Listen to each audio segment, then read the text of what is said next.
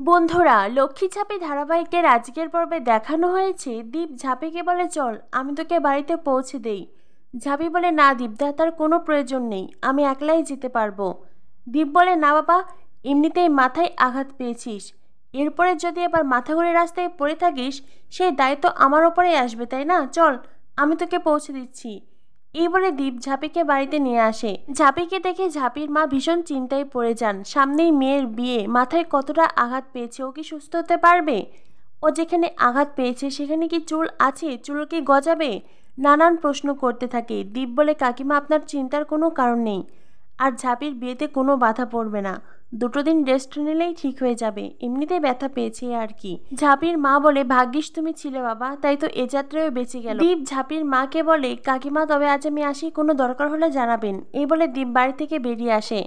ঝাঁপির মা ঝাঁপিকে বলে, চলো ঘরে চলো, আর হ্যাঁ, বিয়ের আগে একদম বাড়ি থেকে বের হবে না। কথাটা শুনেই ঝাঁপি বেশ চিন্তায় পড়ে যায়। ও যদি আর বাড়ি থেকে একলা বের হতে না পারে তবে অর্ণবকে কি করে জানাবে?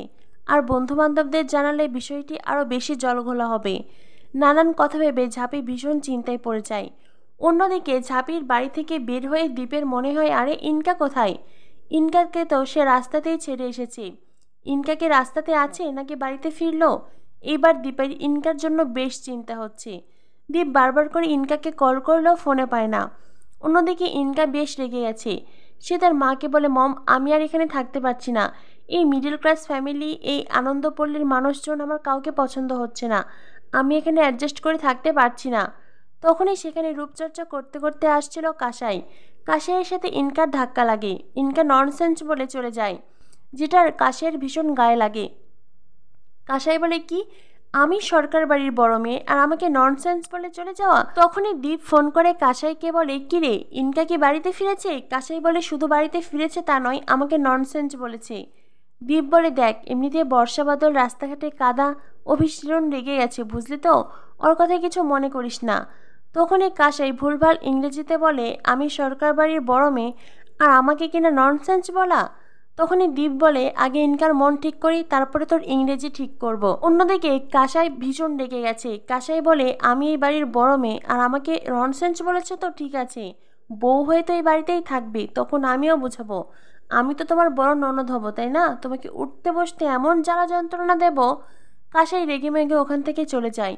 অন্যদিকে ইনকা তার মাকে বলে, মা, আমি থাকতেই পারছি না এখানে। ইনকার মা বলে, তুমি দীপকে নিয়ে চলে এসো তো, আমি তো তোমাকে আগেই বলেছিলাম ওই ফ্যামিলিতে তুমি থাকতে পারবে না।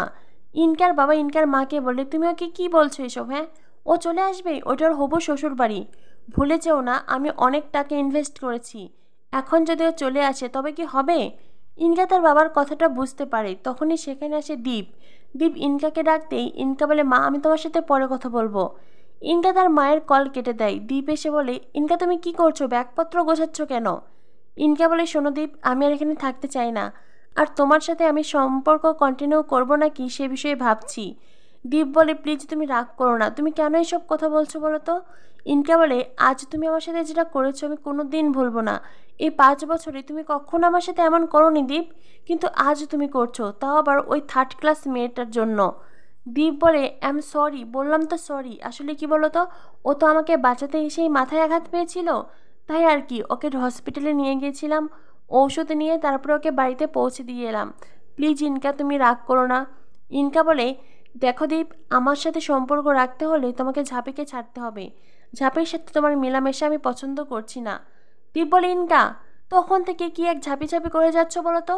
তোমার বাবা আমাদের বিজনেসে এতগুলো টাকা ইনভেস্ট করেছে, কোথায় আমরা বিজনেস প্ল্যানিং করেছি, সব কিছু রেডি হয়ে গেছে, সেই সব নিয়ে ভাববে তা না, সবসময় ঝাঁপি ঝাঁপি। হ্যাঁ, ঝাঁপি আমার পাড়ার মেয়ে, আমরা একসাথে ছোটবেলা থেকে বড় হয়েছি, মেলামেশা করেছি, তার প্রতি অবশ্যই আমার সম্মান বোধ আছে, তাই বলে তুমি এসব ভাববে? ইনকা, আমার প্রতি যদি তোমার একটুও বিশ্বাস না থাকে, সামান্যতম ভরসা না থাকে, তাহলে আমার কিচ্ছু বলার নেই। এই বলে রেগে মেগে ওখান থেকে দীপ চলে যায়। ইনকা মনে মনে বলে, আমি পারবো না দীপ, আমি কখনোই তোমাকে অন্য কারোর সাথে দেখতে পারবো না, আর এই ঝাঁপি মেয়েটাকে তোমার মোটেই ভালো মনে হয় না। অন্যদিকে দেখানো হয় ঝাঁপি বসে বসে চিন্তা করছে সে অর্ণবকে কি করে নিষেধ করবে। নানান কথা ভাবছে ঝাঁপি। তখনই ঝাঁপির মাথায় প্ল্যান আসে, সে চিঠি লিখবে। যেমন ভাবা তেমন কাজ। ঝাঁপি অর্ণবকে উদ্দেশ্য করে চিঠি লেখে। যেই চিঠিতে ঝাঁপি লিখেছে, আপনি যাকে বিয়ে করছেন ঝাঁপি মিত্র, সে মনে মনে অন্য কাউকে ভালোবাসে, আপনি যদি ওকে বিয়ে করেন তো কখনোই স্ত্রীকে পাবেন না, বরং একটা মূর্তির সাথে আপনাকে সংসার করতে হবে।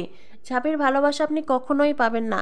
ঝাঁপি অর্ণবকে উদ্দেশ্য করে কথাগুলো চিঠিতে লিখে দেয়, আর এরপরেই ঝাঁপির নাকে আসে কিসের যেন গন্ধ। রান্নাঘরে মা কি কিছু বসিয়েছে? এইরকম নানান কথা ভেবে ঝাঁপি রান্নাঘরে গিয়ে দেখে হ্যাঁ, তার মা ভাত বসিয়েছে। ঝাঁপি রান্নাঘরে ভাত নাড়তে থাকে। এদিকে ঝাঁপির মা এসে বলে, কিরে ঝাঁপি, আমায় ডাকলি? তখনই ঝাঁপির মা দেখে ঝাঁপি ঘরে নেই। ঝাঁপির মা মনে মনে ভাবে, কি হলো, ঝাঁপি এবার কোথায় গেল আমাকে ডেকে? এই মেয়েটা না পারেও বটে। এই বলে যেতেই দেখে সব কাগজপত্র উড়ে গেছে।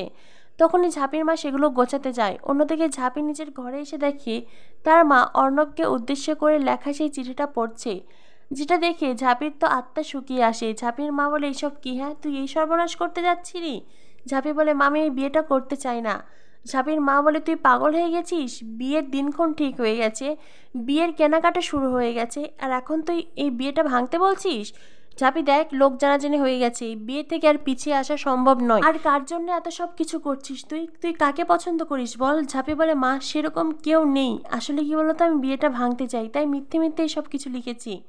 ঝাঁপির মা তখন ঝাঁপিকে চড় মারে। ঝাঁপিকে বলে, একদম নয়, এই সর্বনাশ তুই একদম করবি না। একটা কথা মনে রাখিস, তোর বাবা তোর বিয়েতে নিজের সর্বস্ব দিয়ে দিয়েছে, তোর বিয়ের জন্য বাড়ি ভাড়া করা হয়ে গেছে, সব কিছু রেডি হয়ে গেছে, আর এখন তুই যদি বিয়ে ভেঙে দিস তোর বাবা ধনের প্রাণে মারা যাবে।